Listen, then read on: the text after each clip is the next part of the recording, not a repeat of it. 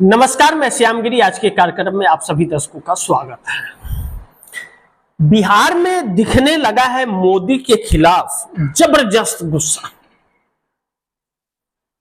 NDA में घबराहट साफ दिख रहा है। एनडीए के लोग इंडिया गठबंधन में जाने की फिराक में भी हैं। इस तरह की भी खबर निकल रही है और इस तरह की चर्चाएं तेज हो गई हैं, क्योंकि बिहार में जो मोदी को लेकर के आक्रोश है, इसका बहुत सारे कारण हैं। इसके नरेंद्र मोदी ने जिस तरह बिहार के साथ छल किया 11 साल से नरेंद्र मोदी हैं। 20 साल से भाजपा का गठबंधन है नीतीश कुमार के साथ और बिहार के अंदर सरकार में हिस्सेदारी है भाजपा की 20 सालों से। और नरेंद्र मोदी 11 साल में विकास की राह पर दौड़ाते 11 सालों में जितने भी वादे किए, एक भी वादा पूरा नहीं किया। एक भी सिंगल भी नहीं वादा पूरा किया। सिर्फ ढोल बजाते रहे, हर भाषण में एक अलग जुमला फेंकते रहे। अब बिहार के अंदर नरेंद्र मोदी गए और जाकर के वहां जो मुंबई, पुणे, बेंगलोर, हैदराबाद बना रहे थे बिहार को, लोगों का गुस्सा और बढ़ गया। जो जुमला फेंका नरेंद्र मोदी ने, वह जुमला लोगों को पसंद नहीं आया, तो लोग काले झंडे दिखाए, कुर्सियां तोड़ी, पटकी, लड़ाई झगड़े हुए वहां पे। अब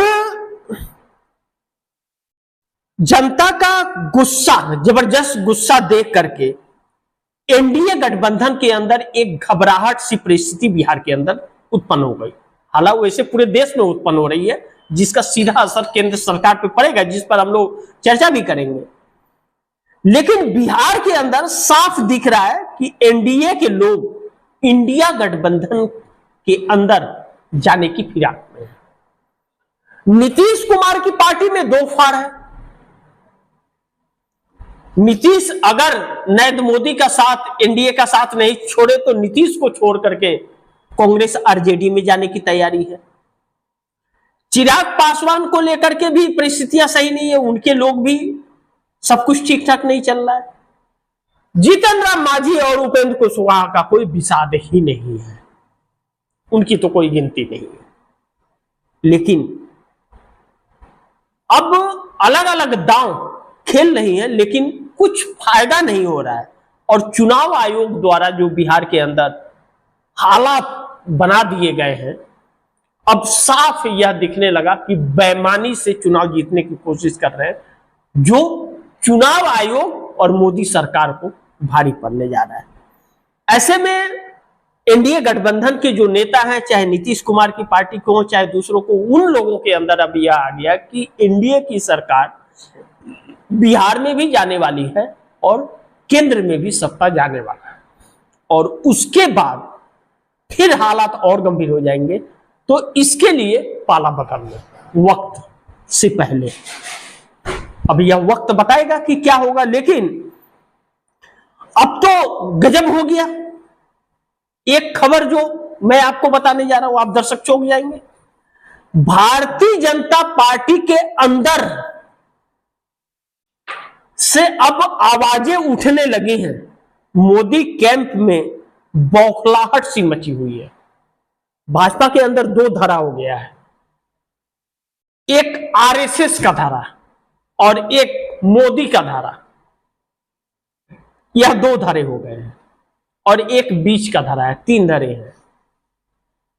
अब इसके अंदर बौखलाहट बढ़ रही है, क्योंकि नरेंद्र मोदी को लेकर के जिस तरह से हालात बेकाबू हो रहे हैं और नरेंद्र मोदी बार बार विपक्ष से भाग रहे हैं, दूरी बना रहे हैं।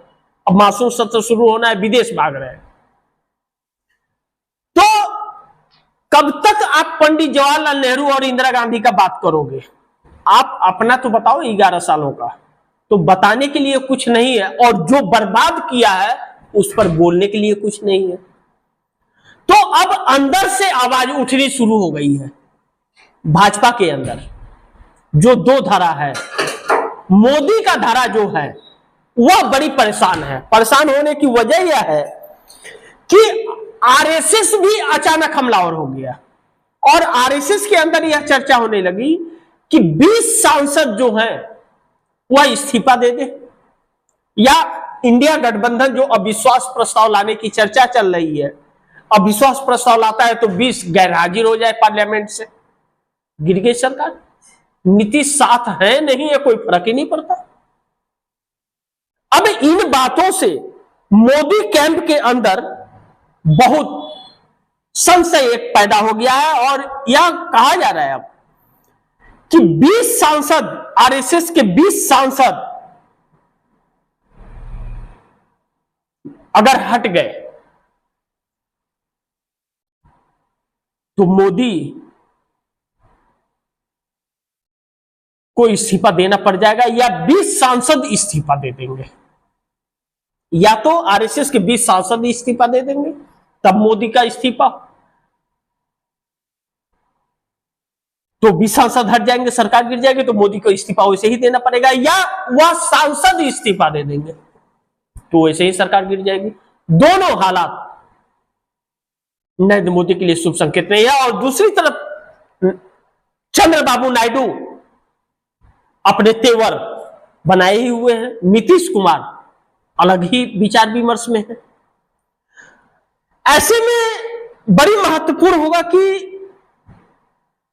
अगर इन बातों को हम लोग आरएसएस के और बिहार के अंदर जो परिस्थितियां हैं इनको हम लोग देखें तो दो प्रमुख सवाल खड़े हो रहे हैं कि बिहार में दिखने लगा है मोदी के खिलाफ जबरदस्त गुस्सा, एनडीए में घबराहट साफ दिख रहा है, एनडीए के लोग इंडिया गठबंधन में जाने की फिराक में। और दूसरा, अब अंदर से उठने लगी आवाज मोदी कैंप में बौखलाहट, आरएसएस भी अचानक फिर एक्टिव हो गया, मोदी कैंप को हटाएगा या 20 सांसद देंगे मोदी सरकार से इस्तीफा,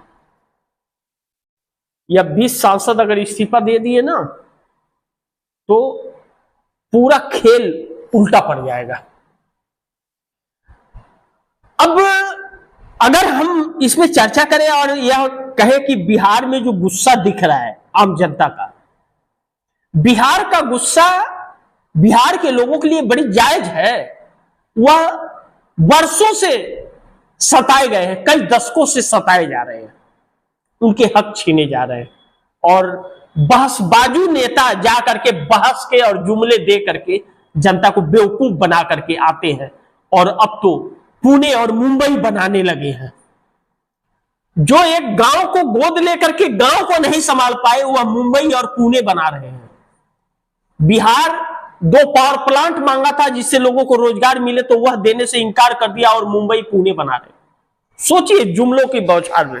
अब ऐसे में एक जबरदस्त गुस्सा आम जनता के अंदर इस चीज को लेके है, और चुनाव आयोग ने उस गुस्से को और भी बढ़ा दिया है। और जब चुनाव आयोग ने गुस्से को और भी आगे बढ़ा दिया है तो अब परिस्थितियां एनडीए गठबंधन के विपरीत हो गई है।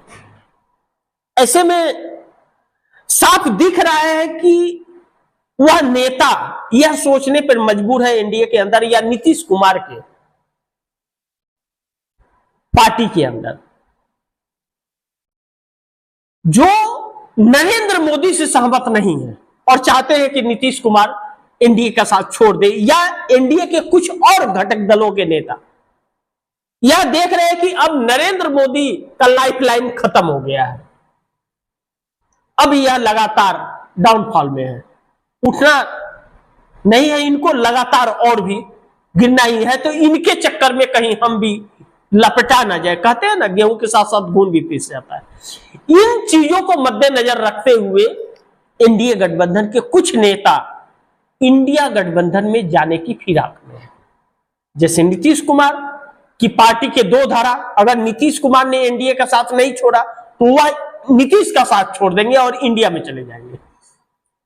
जो बहुत से नेता कांग्रेस और आरजेडी के संपर्क में हैं, इस तरह की बात आई है। अब भारतीय जनता पार्टी के ही पूर्व प्रदेश अध्यक्ष पश्चिम बंगाल के दिलीप घोष, वह भी ममता बनर्जी के साथ मिलते हुए नजर आ रहे हैं। नरेंद्र मोदी गए हुए थे बिहार और बिहार से पश्चिम बंगाल गए हुए थे, तो उनको स्टेज पे नहीं जाने दिया गया, तो वह भी उस फिराक में है। तो और भी बहुत सारी परिस्थितियां हैं जो भारतीय जनता पार्टी के पक्ष में नहीं है। लेकिन दूसरी तरफ इंडिया गठबंधन की एकजुटता जो नजर आ रही है, जो इंडिया गठबंधन ने बैठक किया, उस बैठक से यह तो साफ हो गया कि नरेंद्र मोदी सरकार को छोड़ने वाली इंडिया गठबंधन नहीं है। उनको ऐसे सवाल उठाएगी कि नरेंद्र मोदी को भागने का स्थान नहीं मिलेगा, नरेंद्र मोदी बैकफुट पर आएंगे। यह बातें तो साफ क्लियर हो चली है। और जब यह सभी चीजें क्लियर हो चली है, तो अब भारतीय जनता पार्टी के अंदर से ही एक अहम सवाल उठने लगे हैं कि मोदी कब तक। यह बड़ी अहम सवाल। और जब इन बातों पर चर्चा शुरू हो जाए कि मोदी कब तक, और मोदी के बाद कोई ऐसा है नहीं भाजपा के अंदर जो भाजपा को आगे बढ़ाए, सेकेंड लीडर कोई तैयार नहीं किया है, सब नफरत वालों को तैयार किया गया था मोदी द्वारा। तो इस बात को लेकर के आरएसएस बहुत चिंतित है। और ऐसे ही कुछ दिन और चलता रहा तो आरएसएस के ऊपर बहुत बड़ा संकट आ सकता है। अब ऐसे में नरेंद्र मोदी और नरेंद्र मोदी के मंत्रीगण को सत्ता जरूरी है, क्योंकि सत्ता गई तो जेल जाना पड़ जाएगा, तो हर हाल में सत्ता जरूरी है। और सत्ता बचती हुई नजर नहीं आ रही है। तो जब ऐसे में चंद्रबाबू नायडू या जनता का दबाव है या एनडीए गठबंधन में अब असमंजस सी परिस्थिति बनती जा रही है, तो आरएसएस फिर एक बार एक्टिव होता हुआ नजर आ रहा है। और आरएसएस के भी 20 सांसद अब कहीं ना कहीं नरेंद्र मोदी का साथ छोड़ते हुए नजर आ रहे हैं। और कहीं इस्तीफा ना दे दे 20 सांसद, इस्तीफा देकर मोदी का खेल न बिगाड़ दे, क्योंकि वह दबाव बना रहे कि इंडिया गठबंधन अविश्वास प्रस्ताव अगर लाता है तो वह 20 सांसद या तो गैरहाजिर हो जाएंगे, बाइकआउट कर जाएंगे, या तो इस्तीफा दे देंगे। लेकिन मोदी की सरकार, मोदी को हटाना है।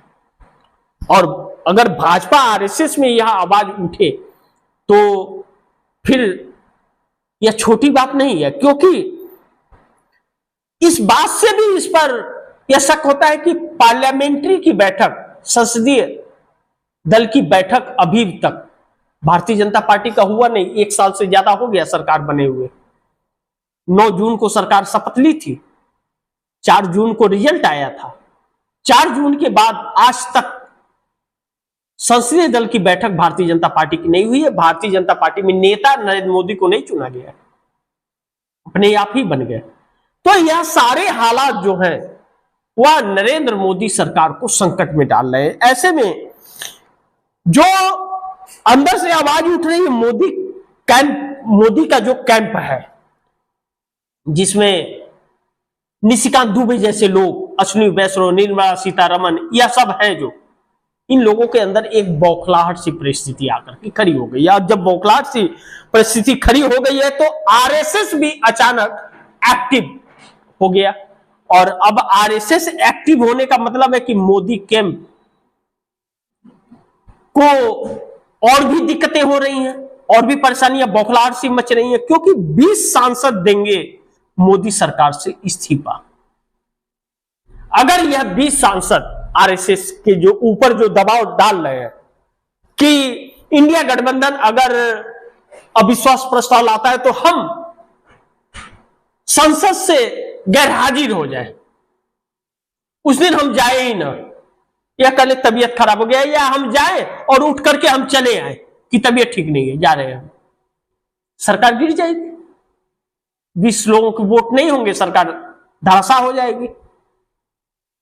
तो कहते हैं ना, सांप भी मर गया लाठी भी न टूटे। इस्तीफा भी नहीं दिए, सरकार भी गिर गई, सांसद बने हुए भी है, और आरएसएस का काम भी हो गया, और मोदी की छुट्टी भी हो गई। तो यह 20 सांसद बहुत सारा खेल नरेंद्र मोदी का बिगाड़ सकते हैं, जो भाजपा के हैं, आरएसएस के हैं। और नायडू नीतीश अलग ही परिस्थिति में नायडू नीतीश को अब राहुल गांधी के फोन का इंतजार है और इंडिया गठबंधन ने अपना पूरा प्री प्लान मानसून सत्र के लिए तैयार कर लिया है। मानसून सत्र में बहुत सारी परिस्थितियां उत्पन्न हो रही हैं। नरेंद्र मोदी का भी इस्तीफा हो सकता है, बाकियों का इस्तीफा भी हो सकता है, गठबंधन भी टूट सकता है, सरकार भी गिर सकती है।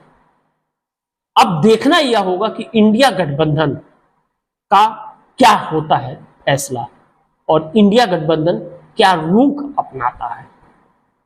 लेकिन मोदी की कुर्सी हिल गई है और उल्टी गिनती मोदी की शुरू हो गई है।